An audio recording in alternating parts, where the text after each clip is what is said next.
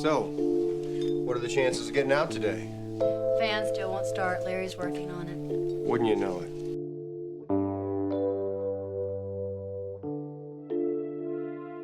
Remember Bill Murray? The man who made millions laugh with Ghostbusters, Groundhog Day, and Lost in Translation? For years, he was Hollywood's charming rebel, funny, unpredictable, and loved by all. But behind that grin was a man who lived in chaos. His temper, strange habits, and bitter words slowly pushed everyone away. Fame didn't make him happy. It only made him lonelier. And now, at 75, his life looks nothing like the success he once had. Recently, a heartbreaking confession surfaced online that shocked fans. Join us as we revisit Bill Murray's journey from the very beginning and uncover what truly went wrong. Early life and family struggles. Bill Murray was born on September 21, 1950, in Evanston, Illinois. His mother, Lucille, worked in a mailroom, and his father, Edward J. Murray, was a lumber salesman. Bill grew up in a large Irish Catholic family with 8 siblings. They lived a modest life in a northern suburb of Chicago, and family meant everything to them. His grandfather came from County Cork, and his grandmother's side was from County Galway in Ireland. It was a close-knit family that faced both love and loss early on. 3 of Bill's brothers, John, Joel, and Brian Doyle Murray, also became actors, while his sister Nancy became a nun who traveled around the U.S., performing one-woman shows about Catherine of Siena and Dorothy Stang. Sadly, tragedy struck early. Bill's father passed away when he was only 17 years old. Edward Murray died from diabetes complications at just 46, leaving Lucille to raise the large family alone. It was a huge loss that shaped Bill's life and his understanding of responsibility. Growing up, Bill loved reading about American heroes like Kit Carson and Davy Crockett. These stories of bravery and adventure inspired his imagination. He studied at St. Joseph's Grade School and later Loyola Academy, a Jesuit boys' school in Wilmette. During his teenage years, Bill wasn't just about studies. He was full of energy and curiosity. He worked as a golf caddy to help pay for his schooling, sang as the lead vocalist of a rock band called the Dutch Masters, and performed in school and community plays. But life wasn't easy for the Murrays. One of Bill's sisters had polio, and his mother suffered several miscarriages. These hardships brought the family even closer together, teaching Bill to find humor even in hard times, a skill that would later define his career. The turning point and early trouble. After finishing high school, Bill attended Regis University in Denver, Colorado, where he took pre-medical courses. He thought he wanted to become a doctor, but soon realized it wasn't for him. He dropped out and returned home to Illinois, unsure of what was next. Life took a surprising turn on his 20th birthday. On September 21, 1970, Bill was arrested at Chicago's O'Hare Airport for trying to smuggle 10 pounds of cannabis. The story sounds almost unbelievable today, but it's true. He had joked to another passenger that he had a bomb in his luggage, which made airport security inspect his bags. That's when they discovered the drugs. He was convicted and sentenced to probation. It was a shocking experience for a young man with big dreams. The arrest became a wake-up call for Bill Murray. Many years later, he said that moment changed the direction of his life. After that, he began searching for meaning and something he was truly passionate about. Though he dropped out of Regis University, years later in 2007, the same university awarded him an honorary Doctor of Humanities degree, a sign of how far he had come since that wild moment in his youth. This early trouble didn't stop him. Instead, it became part of the story that made him so human and relatable. People loved that he was flawed but funny, rebellious, yet real. And this would later become the heart of his appeal on screen, the rise to stardom. Bill's real break came in 1977 when he joined Saturday Night Live. His humor was unique, dry, sharp, and unpredictable. Audiences loved his energy, and his performances quickly made him one of the show's biggest stars. He even won a Primetime Emmy Award for outstanding writing for a variety series during his time there. That success opened the doors to Hollywood. In the late 1970s and 1980s, Bill starred in a series of hit comedies that made him a household name. From Meatballs in 1979 to Caddyshack in 1980, Stripes in 1981 and Ghostbusters in 1984, Bill was unstoppable. He became one of the funniest men in the world, with his mix of sarcasm and charm. But behind the laughter there was always something deeper, a man trying to balance fame, family, and his own flaws. His role as Dr. Peter Venkman in Ghostbusters made him a global icon, and he returned for Ghostbusters II in 1989 and other projects in the franchise over the years. The success kept coming. He starred in Scrooged, What About Bob, and Groundhog Day, films that are still loved decades later. But Murray wasn't just a comedy actor. He showed he could handle serious, emotional roles too. His performance in Lost in Translation, 2003, earned him a Golden Globe, a BAFTA award, and an Academy Award nomination for Best Actor. He also worked with acclaimed directors like Wes Anderson in films such as Rushmore, The Royal Tenenbaums, The Life Aquatic with Steve Zissou, Moonrise Kingdom, and The Grand Budapest Hotel. Over the years, he voiced beloved characters in animated films like Garfield, Fantastic Mr. Fox, and The Jungle Book. From Tootsie to Zombieland, he seemed to pop up everywhere, often stealing the show. His career was long, successful, and full of surprises, but his personal life was much more complicated. A joke that changed his life. Long before Bill Murray became a Hollywood legend, he was just a 20-year-old college student in Denver, studying pre-med at Regis College. On his birthday, September 21, 1970, he was flying back after celebrating with family in Chicago. That day changed his life forever. Trying to be funny, Murray told another passenger that he had 2 bombs in his bag. What he didn't know was that a ticket agent overheard the comment and immediately alerted federal agents. When officers checked his luggage, they didn't find any bombs, but they did find 10 pounds of marijuana.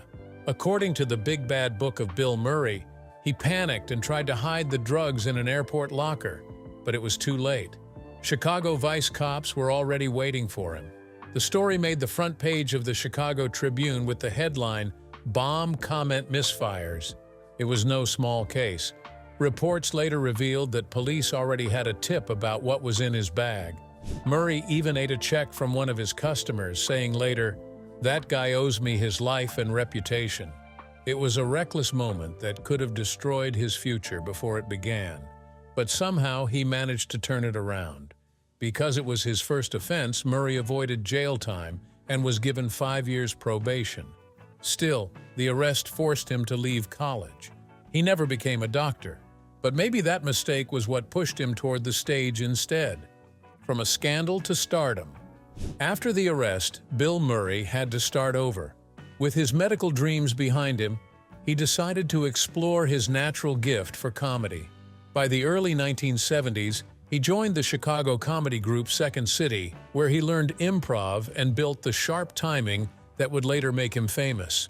By 1975, he moved to New York to work on National Lampoon Radio Hour, and just 2 years later, he joined Saturday Night Live. That's where America met the real Bill Murray. Funny, sarcastic, and unpredictable. From there, he became unstoppable. Movies like Meatballs, Caddyshack, Ghostbusters, and Groundhog Day made him a comedy icon. He built a career on breaking the rules and doing things his own way. He didn't even have an agent. If directors wanted him, they had to leave a message on his answering machine and hope he called back. And yet, despite all his success, the memory of that early mistake never left him. Some say it shaped his unique, detached style, that mix of humor and sadness people loved him for. Film critic Roger Ebert once described him perfectly. The world is too much with him. He is deeply suspicious of joy, and yet he conceals emotional needs. It was that very mix, the laughter hiding the loneliness, that made him so magnetic on screen. The man everyone loved, until the stories changed. For decades, Bill Murray was seen as Hollywood's lovable rebel, the funny, unpredictable guy who made the world laugh. From Ghostbusters to Groundhog Day, he built a career full of charm, wit, and originality. He didn't even have an agent. If someone wanted to work with him, they had to call his 800 number and leave a message. It was strange, but very Bill Murray. That's how he wanted it, doing things his way, always on his own terms. He even signed on for Garfield because he thought it was directed by Joel Coen, one of the famous Coen brothers behind Fargo and No Country for Old Men. Turns out it was someone else entirely. Joel Coen with an H. It was one of those odd Murray moments people laughed about. Over the years, he became known for his wild stories, crashing weddings, joining strangers' house parties, and showing up in unexpected places just to surprise fans. These stories made him feel relatable, like a movie star who never forgot how to have fun. But lately, the stories have taken a darker turn. Behind the laughs and mystery, a very different Bill Murray has been described, one that fans never expected. The man who once brought so much joy is now surrounded by tales of anger, temper, and troubling behavior. A fight that shocked Saturday Night Live. But Bill Murray's temper isn't new. In fact, one of the most talked about moments from his early career was his fight with Chevy Chase on Saturday Night Live. When Murray joined the show in its second season, Chevy Chase had already left for Hollywood. The rest of the cast felt abandoned, and when Chase returned to host, tension filled the air. Murray later admitted, "I got in a fight with Chevy the night he came back to host. That was because I was the new guy, and it was sort of like my job to do that." According to Animal House director John Landis, who saw the fight, it got heated fast. Murray insulted Chase, calling him a medium talent, and the two nearly came to blows. Murray later said, "It was really a Hollywood fight, a don't touch my face kind of thing. It might not have been a full brawl, but it showed just how fiery he could be." In the end, they managed to patch things up when they worked together in Caddyshack. Murray even said, "Chevy and I are friends now. It's all fine." But moments like that stayed in people's minds. The charming, funny man also had a side that could explode without warning. And as time went on, more people started to speak up about that side of him, especially the ones who worked closest with him. Dark accusations from his personal life. Away from the spotlight, Bill Murray's personal life was far from perfect. He was married twice, first to Margaret Kelly, and later to costume designer Jennifer Butler. Both marriages ended in divorce, but it was his split from Butler in 2008 that revealed something much darker. When Jennifer Butler filed for divorce, she accused Murray of serious behavior that shocked the public. According to her court filing, Murray was addicted to marijuana, alcohol, and she claimed he would disappear without telling her, and during those times away, he would cheat on her. But that wasn't all. Butler also accused Murray of violence. She said that during one fight, he hit her in the face and told her she was lucky he didn't kill her. She also said he left threatening voice messages, which their children overheard. Fearing for her safety, Butler requested a restraining order. The divorce moved quickly, and within weeks it was finalized. Murray reportedly paid her a $7 million settlement, but he never spoke publicly about her accusations. His lawyer, John McDougal, simply said, "We cannot comment on the facts of the case." It was a dark time in Murray's life that left fans stunned. People who grew up loving his movies struggled to believe the man who made them laugh could have such an ugly side. And yet, the pattern didn't stop there. As the years went on, other stories began to surface, not from ex-wives or strangers, but from Hollywood itself. Accusations from co-stars and the troubling on-set behavior. In 1990, Bill Murray starred alongside Gina Davis in the comedy Quick Change. But while fans enjoyed the laughs on screen, things behind the scenes were far from funny. In her 2022 memoir, Dying of Politeness, Davis revealed disturbing experiences with Murray during the making of the film. She said that when they first met to discuss the script in a hotel room, he insisted on using a portable massager on her. "I said no multiple times, but he wouldn't relent," she wrote. She also described another incident during filming that she said left her humiliated. While waiting for a costume change, Murray burst into her trailer in full clown costume. Rage coming out of his eyeballs, she said. He screamed and swore at her in front of everyone. "Get the f out there! What the f are you doing? Move! Move!" It was shocking and terrifying.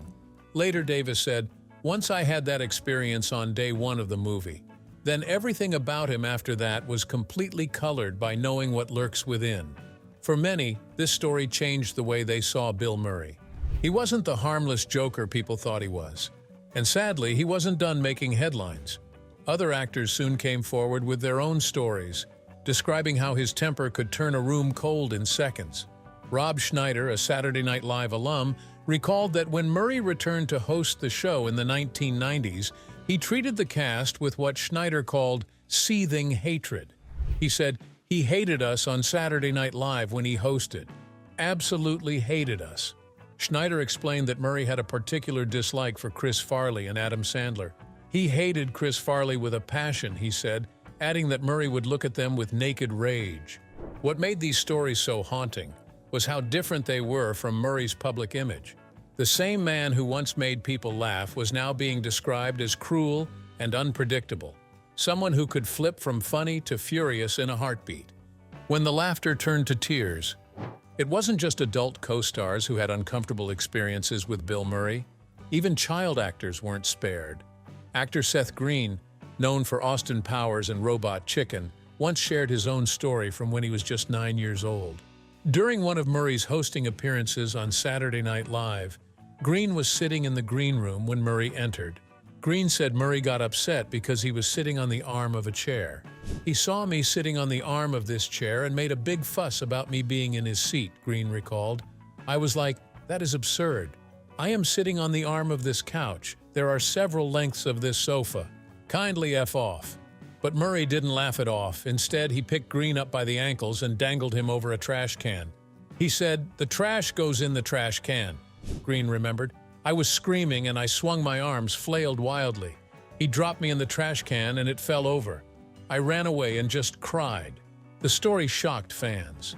For a child, that kind of moment would be terrifying. And for many, it showed just how reckless Murray could be. While people had always seen him as carefree and quirky, stories like this made it clear that his behavior often crossed the line. What once seemed like harmless chaos now looked like something much darker. On-set charm versus off-set fury. In What About Bob, Richard Dreyfuss plays a calm doctor who loses his mind because of Bill Murray's wild patient. Off-camera, Dreyfuss says it was the opposite. He told Yahoo that Murray was an Irish drunken bully. He claimed Murray went nose to nose and screamed, "Everyone hates you, you are tolerated." Dreyfuss also said Murray threw a heavy glass ashtray at him and missed. He walked out and never worked with him again. Later on CBS Sunday Morning, Dreyfuss said he held no grudge and might write, "As far as I'm concerned, it's over." Murray admitted there was tension. In 1993, he told Entertainment Weekly, "Richard Dreyfuss and I didn't get along on the movie particularly, but it worked for the movie.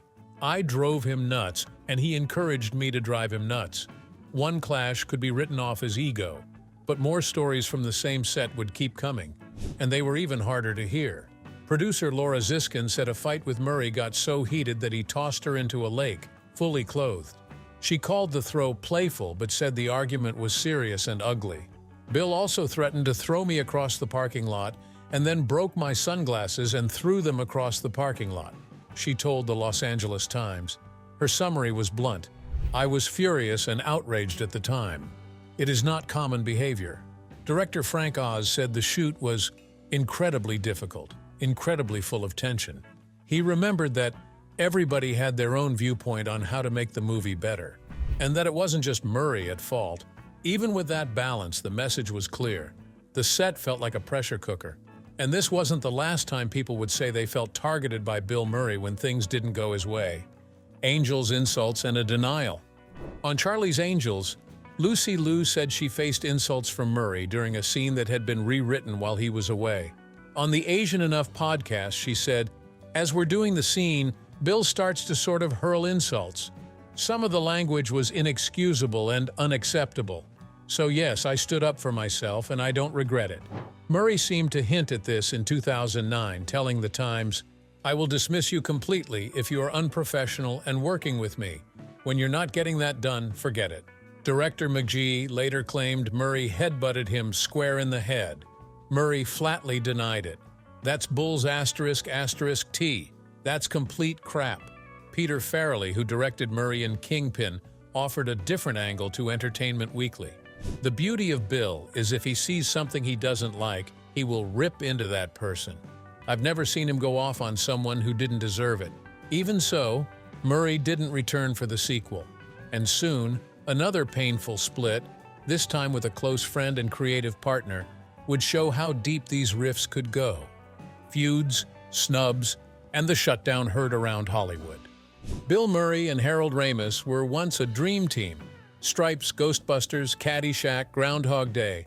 But during Groundhog Day, their friendship broke. Ramis told Entertainment Weekly the clashes were about creative direction.